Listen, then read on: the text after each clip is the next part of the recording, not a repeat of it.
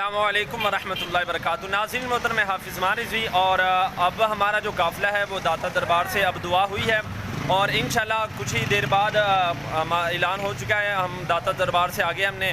قافلہ شروع کر دینا ہے۔ اور آپ کو بتاتا چلا جاؤں کہ کچھ الزامات لگائے جا رہے ہیں کہ جناب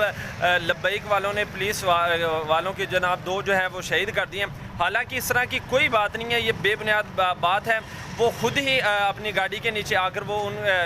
فوت ہوئے ہیں، اور نام جو الزام ہے وہ ہمارے پر لگایا جا رہا ہے، حالانکہ اس کی کوئی حقیقت نہیں ہے۔ تو میں آپ تمام دوستوں سے یہی گزارش کروں گا، اب میڈیا والوں نے یہ خبر جو ہے جناب اٹھا کر جو ہے وہ لوگوں کے سامنے رکھنا شروع کر دی ہے کہ جناب لبیک والوں نے جناب پولیس والوں کو جو ہے وہ مار دیا ہے، حالانکہ ہمارے 3 جو کارکنان ہیں وہ شہید ہو چکے ہیں، اور کافی تعداد کے اندر کارکنان ایسے ہیں کہ جن کی طبیعت جو ہے وہ بہت زیادہ جو ہے وہ ناساز ہے، اور جو شیلنگ ہے وہ انہوں نے آج جو انتہائی کر دی ہے،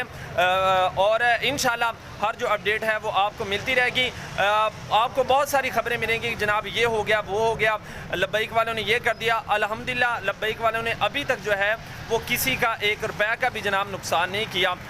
اوپر سے ہمارا نقصان